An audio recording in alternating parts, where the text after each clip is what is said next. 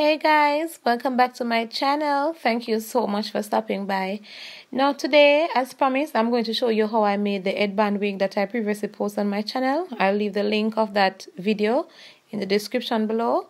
So I actually used a ventilated wig cap because that's what I had on hand.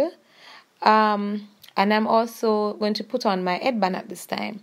No, this is not actually a headband. It is actually the bottom of a t-shirt. I cut it because I did not have a black headband to put across for the headband on the wig. So I actually cut the bottom of the t-shirt. So now you can see me measuring it up on the wig cap. And I'm folding it in half to find the middle. And I'm going to put it right in the middle of the cap, and that's exactly where you see that stitch go down in the middle of the wig head. And I'm pinning it to hold it in place because you don't want to have it going all over the place because you'll stitch it incorrectly. So I'm measuring it up across the hair, and that is the same procedure as if you're making a frontal wig. It's just that you're attaching a headband instead of the frontal this time. So you want to pin it and let it go from the material through to the wig cap because you don't want it to stick on the wig head because you'll have to take it off. And remember to leave out, if you're using one of these caps, you'll ensure that the adjustable strap is not caught in the pin because that's exactly how you'll sew it. And I'm going to do the other side, and remember you're just sticking the pin through the material and the wig cap. And remember guys, if you don't have a black headband at home to do this, you can just simply cut the bottom of a t-shirt that they don't think you're going to wear and do that. No stress. This wig is totally affordable. Totally affordable. You don't need to use a ventilated cap either. You can just use any wig cap that you have. And see, I finished pinning it. So now I'm going to take it off. So you remove the pin from the center because you won't be able to move the wig cap once you have that pin in the middle. So now I'm taking it off and I'm going to put back that pin, but I know putting it through the material and the wig cap so that it can stay in place. There's a way to sew the headband as well. I'm going to show you. So I'm going to sew right where you see that pin so that I'll be able to have that flap, like a 1-inch flap, so that when I sew the weft on the wig cap, it will be able to flip over now and cover the tracks, so the tracks wouldn't show. I'll show you at the end when I'm finished though. So now I am going to put the wefts on the cap. I am using a sewing machine to do this, but you don't need to do that. You can use your hand as well to even sew the headband. Sorry about that. I'm going to now put on the headband. And as I said before, you don't need to use a sewing machine. You can use your hand to do that. Just ensure that your stitches are firm and it's nothing to pull out on you. So I'm just sewing the headband across the wig cap. And as I said before, it's like you're making a frontal wig. For those of us who can, those of you who can make wigs, it's like you're making a frontal wig. So you sew it across, and please ensure that you are holding the material firm so that it doesn't shift and look baggy when you're finished. I'm now cutting away the threads. Alright, so to make the wig I used 2 bundles of deep wave hair. I had this hair from like 2017 as stated before, but I pull up the wig to actually create the headband wig because I was going out and I needed something quick. And I wasn't in the mood to put on any frontal or nothing at all. So now you're going to put on the wefts on the cap. Please ensure that you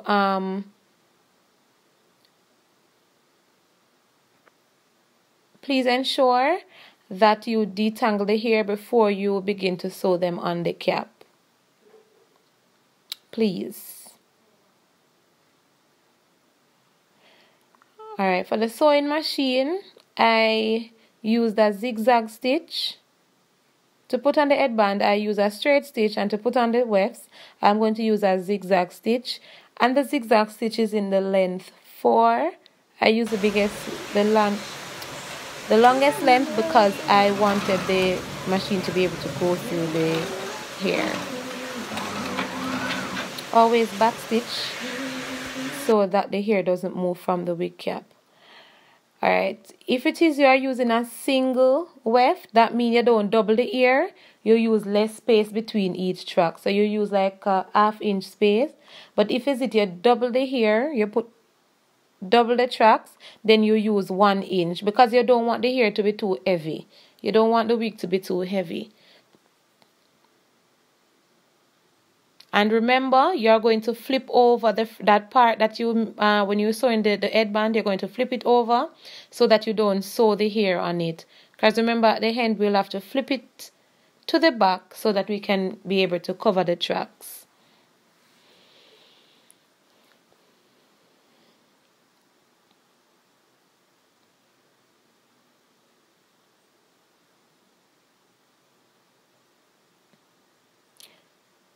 I'm just cutting away the thread so that I don't have a lot to do at the end. So you see me showing you the hair, and it looks pretty good so far. So now we are going to put on the other tracks in order to complete the wig.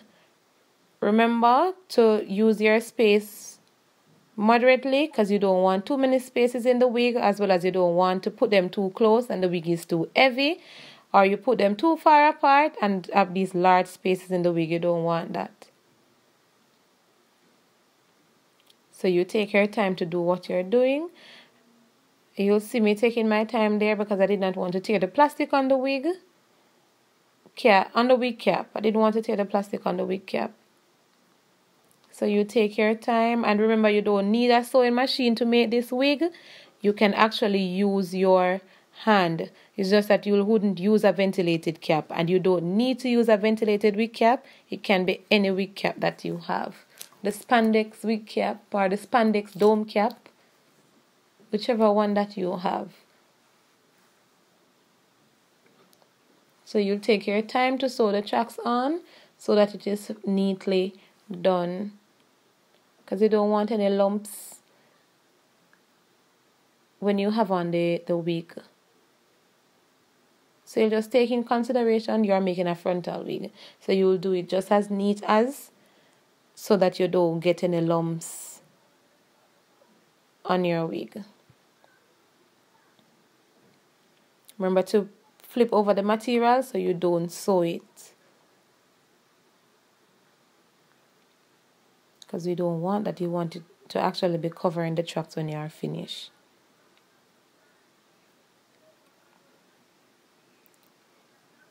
Alright, so here the wig is finished, and you'll see me now flipping over the material so that I can actually cover the tracks. I can actually cover the tracks. Right? There you go.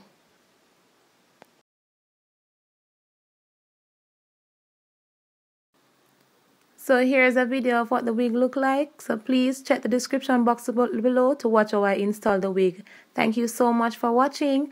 Please like, comment, share, and subscribe to the channel. Thank you so much. See you in my next one. Bye.